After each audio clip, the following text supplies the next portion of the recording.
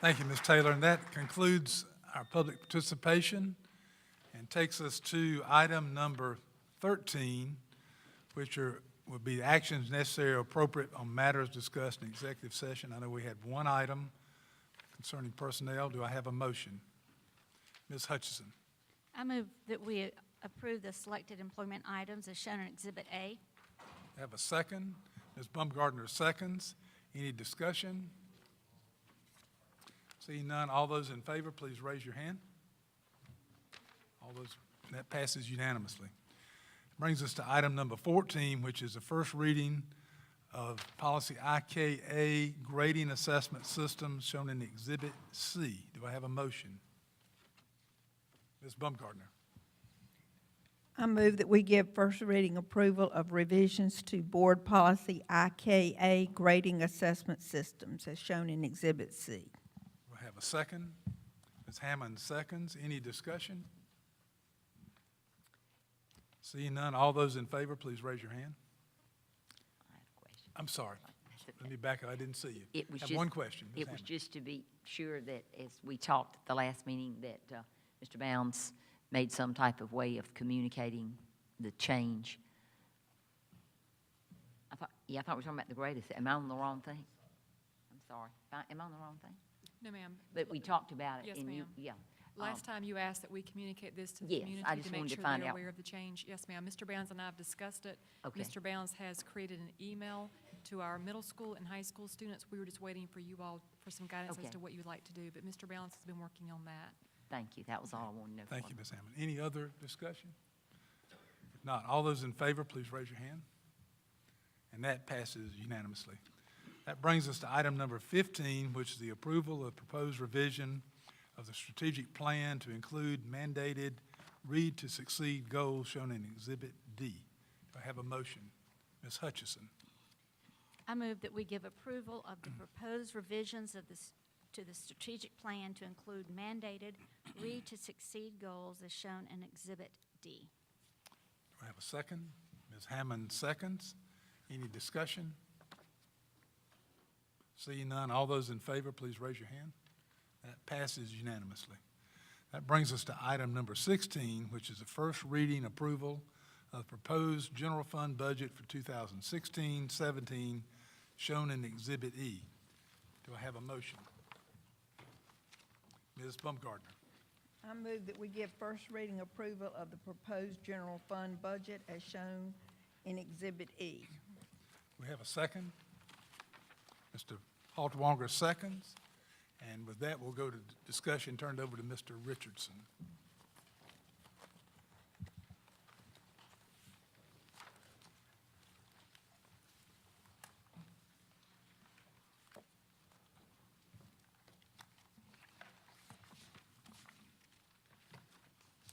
Thank you, Mr. Gant.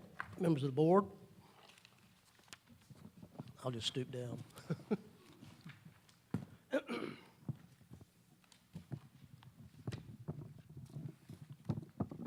I haven't been to the gym in a while.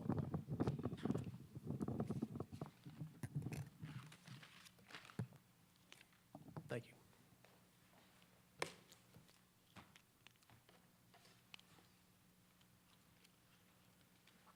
First, I'd like to start out by doing my usual disclaimer. I will tell you that the budget has been passed by the full Senate.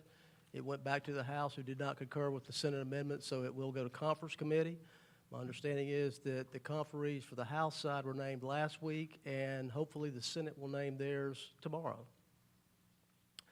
The information that you see in this budget is based upon some information. First of all, the projections are based on the 45th day of school enrollments.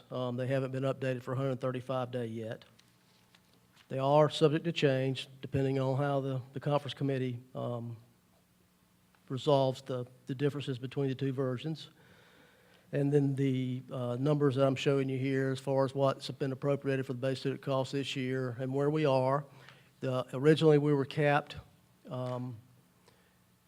It was appropriated for 2,220. We were originally capped at 2,158, if I remember correctly, but based upon the statewide enrollment, I guess It's been uncapped to some degree, so it will be funded, base student costs will be funded this current year at $2,197.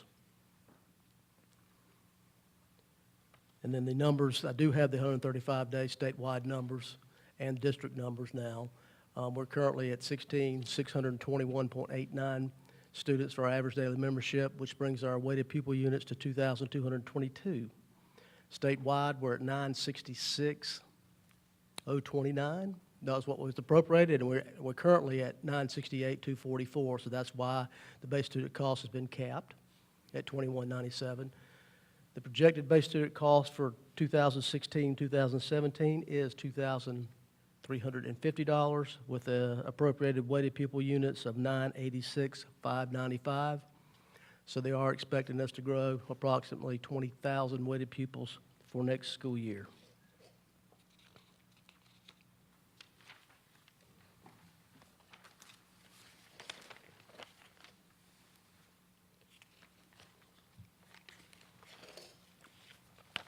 The budget you have in your packet includes expenditures that have increased by 8,000 or projected to increase by $8,055,646, which is a 4.84% increase.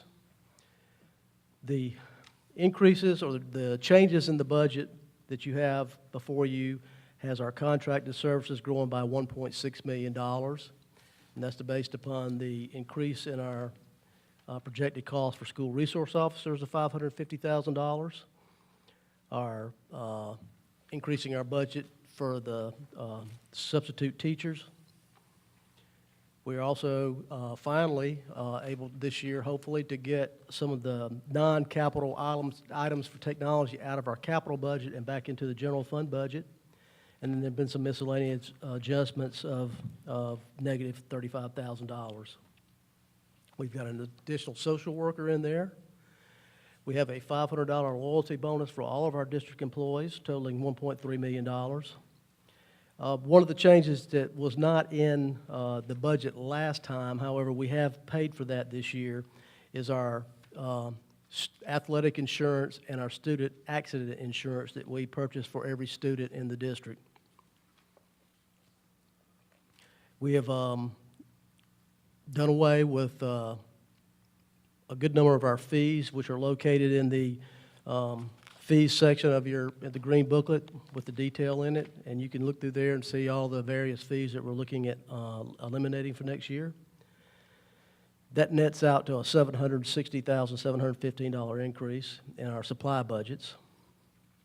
We've decreased our equipment of $140,973, and the amount of money we expect to pay for fringe benefits for food service workers, we've gotten that more realistic, hopefully, and decreased that by $100,000.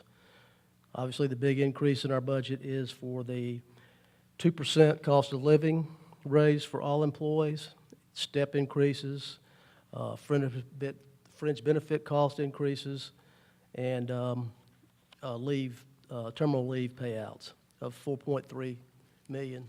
I'm still optimistic, cautiously optimistic on what we expect this year due to the number of reasons. We've discussed this before. I think our new accounting and HR system has given us the ability to finally increase efficiencies and reduce some costs in the district. We continue to work on cost savings and increasing our efficiencies all year long, and I think we've realized some cost savings from some of the things we have done thus far. Office of Human Resources and Office of Instruction continue to analyze all of the staffing requirements and make the staffing consistent across the district. Our state funding is projected to be better than recent years. I do have here that there are no state funding shifts projected for 2017. However, based upon the Senate version of the budget, that's not necessarily true. They decided to take $10 million out of the fringe benefits line that we receive statewide and put that towards purchasing school buses for next year. I don't know how there is a difference between the House version and the Senate version of the budget, so I don't know how that will ultimately shake out. We're continually looking at ways we can reduce cost, and I think our Our school leaders have been very good at holding the line on their expenditures this year. One thing that I did not put in here that I should have is that there was and I'll discuss this a little bit more later, but there was an insertion by the Senate, on the Senate floor, of the Education Foundation supplement.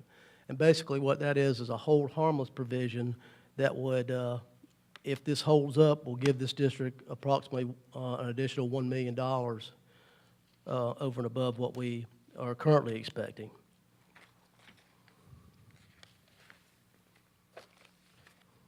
Here's a breakdown of what we're expecting next year for revenue, or what we're projecting. $61.3 million in current taxes, $1.8 million in delinquent taxes, fee in lieu of close to $1 million, and then other local revenue of $690,000.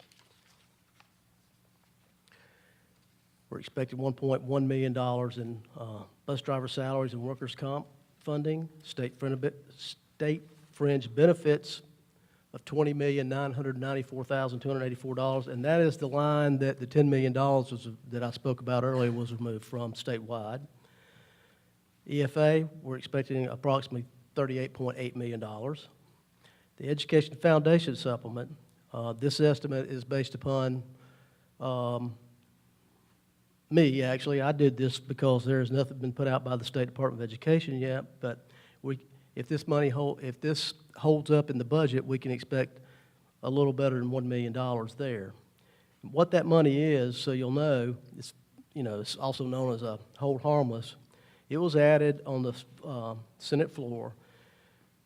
It's funded from unobligated fiscal year 2015-16 general fund surplus revenues collected above the amounts certified by the Board of Economic Advisors.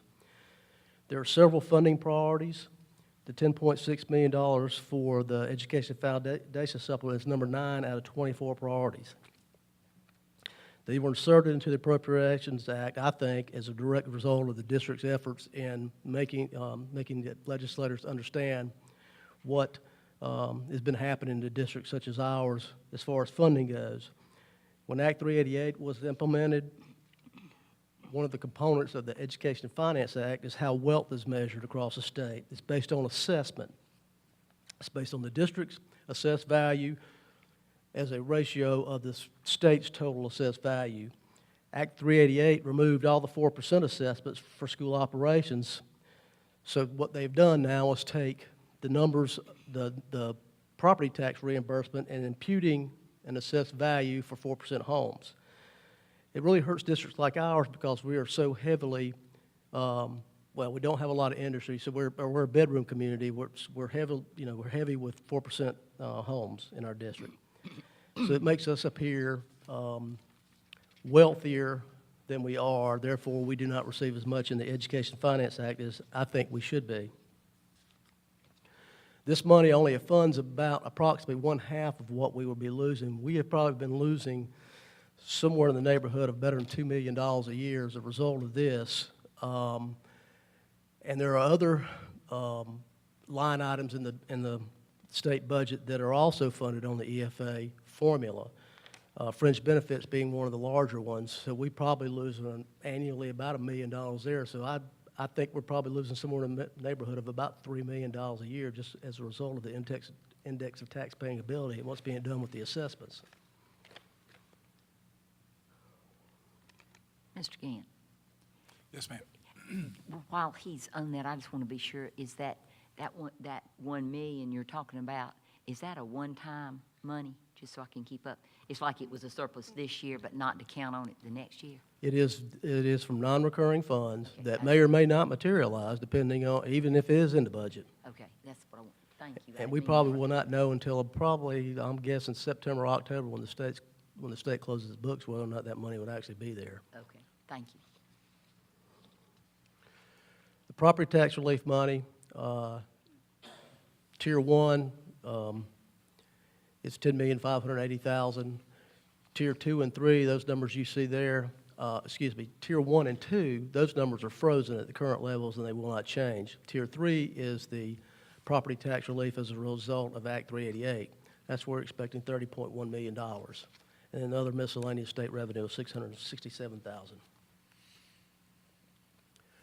We expect to, excuse me, collect indirect costs of $265,000, and the teacher salary supplement fringe is transferred in from the Education Improvement Act funds of $4.2 million, and that is funding approximately 1% of the teacher's salary increase for next year. So we expect to receive $174,506,667, which includes the non-recurring $1 million that I spoke of on the Education Foundation supplement. This is just a graphical breakdown of those various revenues.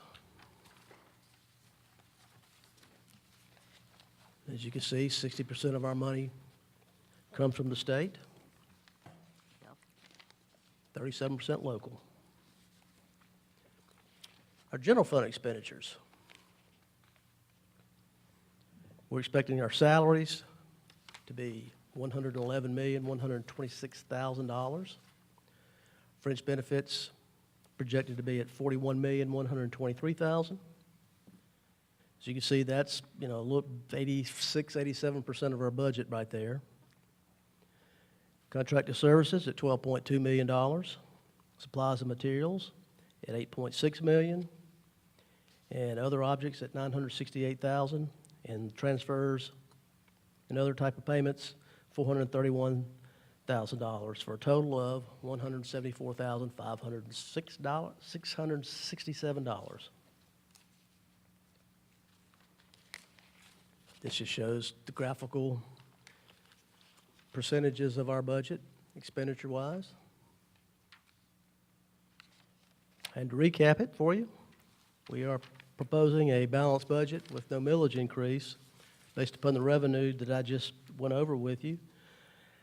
If the Education Foundation supplement funds are removed from the budget prior to its approval, or if they just do not materialize next year, I think we have three choices. One would be to remove our loyalty bonus. We could raise millage, or we could just use our operational balance to fund that piece of our budget, since it is a non-recurring expenditure. If you're interested, here's our millage increase, allowable millage increase for next year. We're allowed to go up 1.54%. Our millage rate currently is at 251.5 mils, and based upon this formula, we would be allowed to go up 3.9 mils, which would probably bring us in the neighborhood of about $950,000, $960,000. Here's our revised budget calendar. Our public hearing is scheduled for June 20th.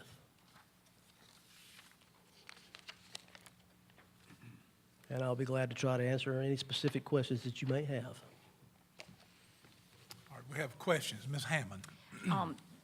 Mr. Richardson, on the chart that you showed us where it has the amended proposed change and then the percentage of change, the contracted services, that's the biggest, well, other objects is actually the biggest, but does that 15.20% contracted services, is that teachers' insurance, or is that things like legal fees for the, what is the,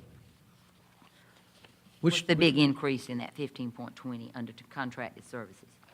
You see, I don't have a page, or I tell you what page it is. It's in the green booklet, or is it on the Yes, I'm PowerPoint? in the greens, I'm Okay. sorry. No problem. I can't tell you, but what you've done, it's really good. You've got amended budget, 2015-16, and you got 16-17 change and the percentage of change. I'm And sorry. see, some went down, but under contracted services, I'm just interested if that was, because even though teachers, they're going to get or employees get a 2% cost of living raise, am I correct? Or just the step?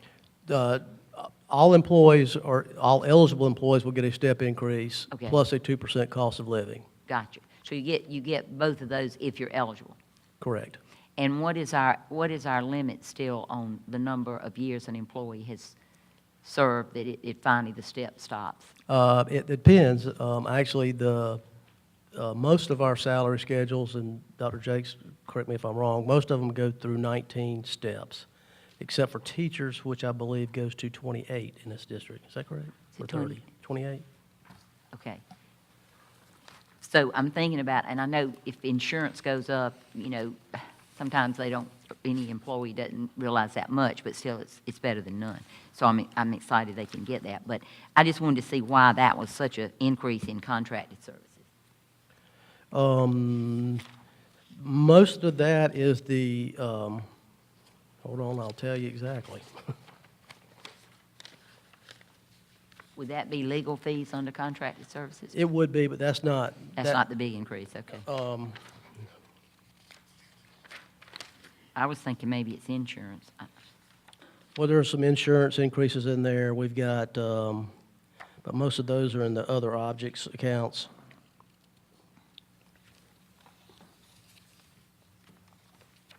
And I understand supplies and materials, because we were cutting back. The Like Dr. supplies and Heffernan. materials are going up, mainly due to majority of that's due to the fact that we're eliminating That's fees right, and and I- backfilling those. Right, I think that was, I commend you, Dr. Hefner, that you looked at that. I really do. Now, a big part of the contracted service, I will tell you, is the increase in, it's the increase in the substitute Okay. line. It's the increase in what we're expected to pay for SRO. SROs next year. Are we paying a half or 3/4 for an SRO? We are currently paying 50/50, and we're looking at a 75-25 split for 2017. With every SRO? Or just in, Is that, I'm not sure if that's true for, Mr. Harris? What's projected, Ms. Hammond, is that we would do a 50-50 split with our Richland County resource officers and a 75-25 for our Lexington County. So Oh, it's okay. a combination of both of those items. okay, that's good. And you really got all my questions in that, so I thank you. Because I was going to ask about the sub-teachers, and if the Kelly Services was saving us money, like we hoped. All right, and remember, we said that was a cost avoidance. Right, you're going to have more for a while, and then you hope it. Well, we want to make sure that somebody else is watching out for the number of hours a person works because of the requirements for providing benefits. So I got we saw that as cost avoidance, but we know that the cost has gone up, and as I said, That's what I'm I looking think a month ago when we talked about it, there are two reasons for that. One is our absentee rate has increased, and our fill rate has also increased significantly. So we have more people out, and we're getting a higher percentage of classrooms filled with substitutes than was the case before Kelly Services. But what you're saying is, with Kelly Services, they take care of those fringe benefits, which in the long run should be a savings to us. Is that correct, Mr. Richardson? yes, they pay all the salaries and Right. benefits. And we have done away with not temporary subs, but in some of our schools, we used to have subs that were permanent subs, so that they were there. Would they still be our employees? Those Don't were, have- those were eliminated They were in eliminated a this year year. ago. Okay, that's what I this wanted. current year. Thank you, that's everything of mine. I would like to correct one thing I said. Okay. Teacher salary schedule only goes to 27 years instead of 28. Okay, and other employees, 19. Yes. While you mentioned, Ms. Hammond brought up substitutes, if we have a long-term sub, and we have that a good bit, I think, in our district, does that status change from Kelly Services to the district? Or how is that handled, where we have say, a maternity leave for an extended period, and we have a certified employee come back in, or certified teacher come back to a classroom? We still have long-term subs, and that is taken care of by Kelly, so they're just on a longer arrangement, but they're not becoming employees of the district. They're continuing to be serviced through Kelly. So if it's any type substitute situation, it'll be Kelly Services, okay. Yes, sir. I didn't know if that switched over. Any other questions regarding the budget? Ms. Hutchison? I'm still on the subs, and this number, 446,000, how does that compare to past years, how much we were spending on subs? And I know that this is just the second year of Kelly, is that right? But how were we doing prior to that? How much were we spending? We were probably spending somewhere what we budgeted this year. We've just missed it. I guess I could let somebody else speak to the absenteeism in the district, but the reason why we've increased that budget is because we missed it this year. So, of course, I think that, and I know all of the educators in this room shared the concern that when we have subs in the classroom, this many subs, we are not, That's right. excellent learning is not taking place. No cut against the sub, but That's right. we know what the classroom teacher has plans. And so I know, Dr. Hefner, you've talked about your concern, and I just wanted to say that it is very disturbing. It's disturbing that we're spending nearly $500,000 on this. Of course, we know people get sick, and we want people to stay home if they're sick.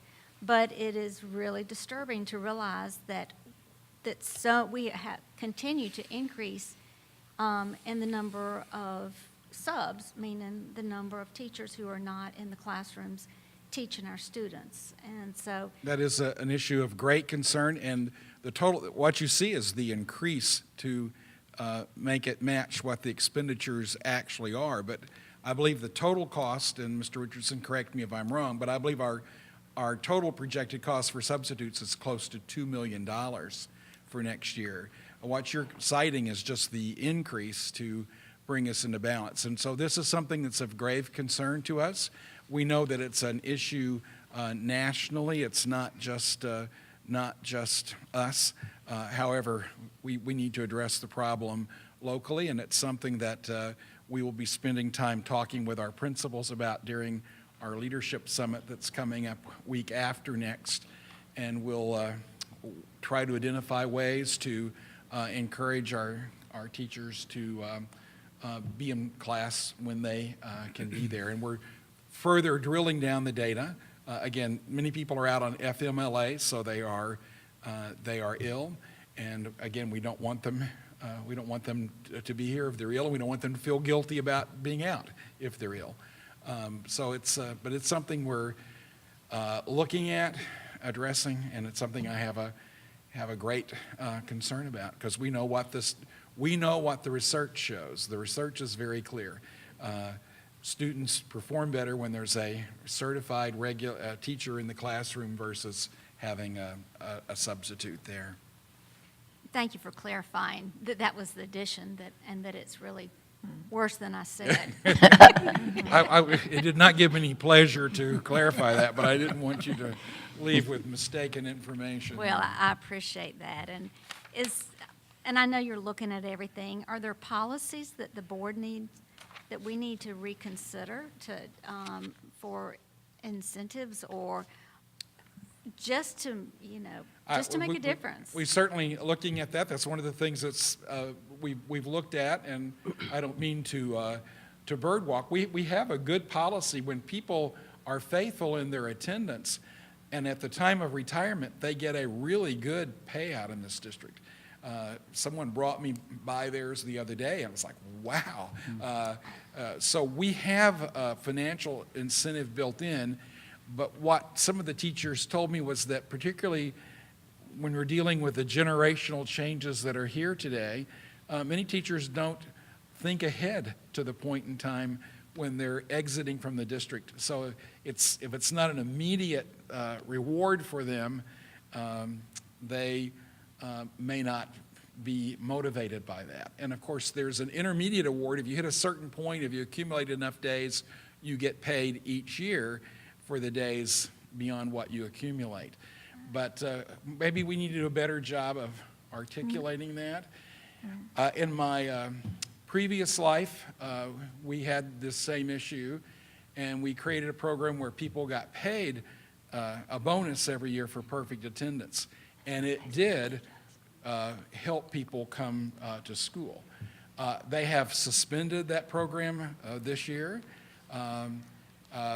One of the problems that we had from the inception really was that people were so motivated by it, they came to school when they were sick, and they made other people ill. And so we had to add a dimension where a nurse could tell a person they had to leave because they didn't want to infect their students and the entire class. But my understanding is they suspended it because all of the rules surrounding FMLA, the Family Medical Leave Act, those absences can't count against anybody. So they had a situation where someone had been out on FMLA all year and got a perfect attendance bonus. And then somebody who had missed 2 days got nothing. So it's very difficult in the environment that we live in today with all the rules and regulations that are there. We're still struggling to find that perfect carrot. One other thing I would mention, which is also of huge concern, we know from the data on teachers today that more teachers are leaving the profession earlier than they ever have before, and so that's of grave concern. It's a very stressful job, and so sometimes people deal with the stress by taking a personal day every now and then. But I'm very concerned long-term about the fact that we see more people leaving the profession earlier than has been the case in the past, in the recent past even. Thank you. Ms. Hammond? On this subject, I would just like to say, with more families needing two incomes, many teachers work with small children, and when children are sick, the teacher hates to be out, but their child does come first. And so I think that if you would look, that's some of the things that's changed today. Some, more moms maybe could stay home while they're tiny children, where there's more illness, that under 2, where you catch everything. But when they're in, that's one thing. And I really want to speak up for teachers, but you said it, so I appreciate it. But there are teachers that I'm sure stay out when they should not. But the majority of teachers are very dedicated. And it sometimes if you are at work before 8 and you don't leave till after 5, you can't even do any of your business where you've got to actually go in between 8 and 5 because you don't get to leave for lunch. You don't get to, say, well, let me go during my planning and run to the bank because that's when I need to do it. They are under the care of students all the time, even if it's their free period. If you're a teacher, you still are on call, and you may be needed by a student, you may be needed by the principal, you might need to meet a parent calls. So more than any job I know, they are tied to that place. And they love it, and that's why they do it, certainly not for the money. So I do think it's a tight walk as far as how we find the teachers that maybe do misuse it, and I think Ms. Hutchinson's idea is really better. The incentive is much better than some type of punishment, because I just think there are very few teachers that just stay out. There might be some mental health days. I'm not saying that that's not true, but they're also just, they have to have doctor's appointments and business appointments, and they have care. There are more parents living older. They have to take care of them. So I think that we as a board, if we look at any kind of policies, we need to realize the life of a teacher. And if I may add one other thing, because I think it's relevant to this discussion. I do think we have a very generous leave policy in this district for our employees, but it's not as generous as it once was. I don't know what the year was. Dr. Jakes, you may know from your research, I think it was the late 90s, the district removed some of the, they lessened the number of days that a person could take. Ms. Stowers, you would remember this. They lessened, That's right, change. payouts changed. And of course, there was a suit which grew out of that on the part of District 5 employees sued, and the court ruled in front of the employees and against the district. I share that to say, when we talk about what our policies are, I don't really see it as an option to make them more restrictive. The only way that we could do that would be to make them more restrictive going forward. But in fact, in our payroll system, which I didn't understand what that was when I came here, but there's a category, I forgot what it says. PAF. What's that? PAF. P-A-L? F. F. PAF. Yes. And those are employees that were employed prior to 1997, and they have a separate accounting for their days than people hired after 97.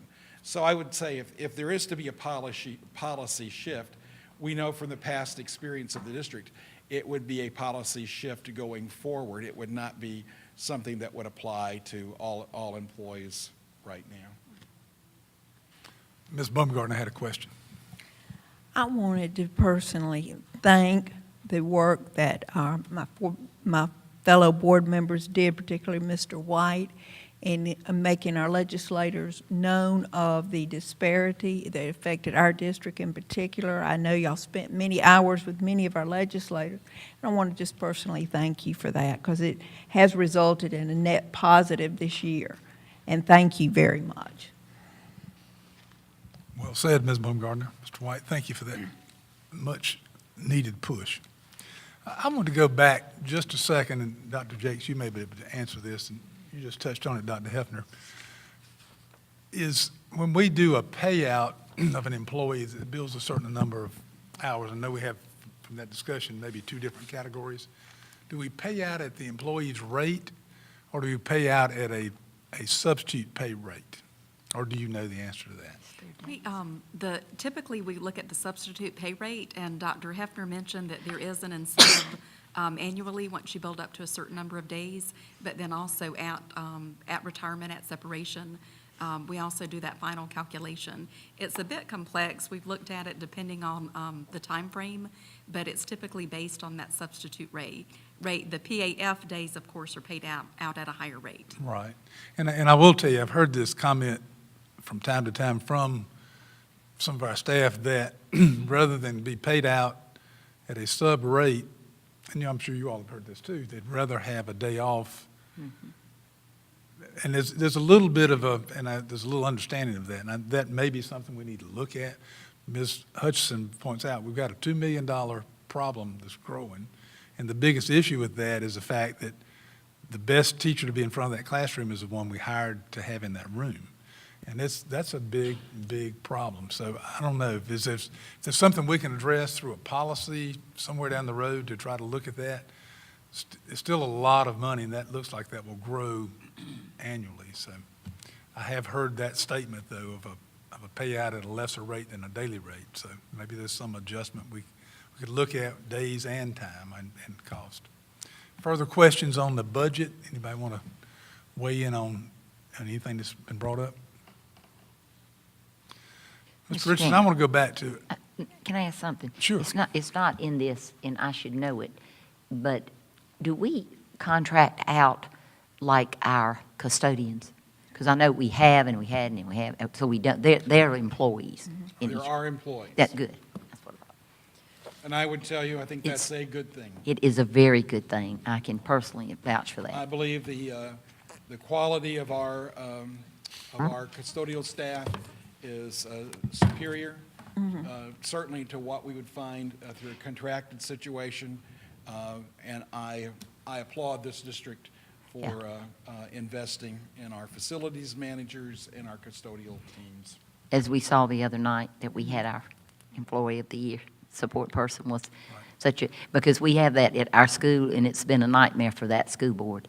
It's contracted out, and it's somebody different every day. And so, thank you. Mr. White.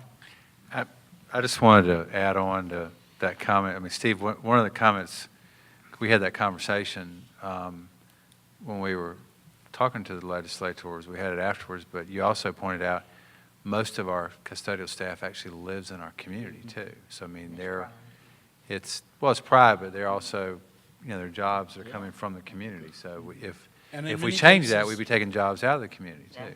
And in many cases, we get people, and I'd say in most cases, we get people who are far more than custodians. Oh, yeah. They are staff members of the highest caliber who help in so many other ways, so. Yep. Mr. Richardson, I was going to go back to projected general fund revenues and the item that's the Education Foundation supplement. The Talk to us a little bit. I understand this is a year-to-year thing. We're not 100% sure that this will occur next year, more or less.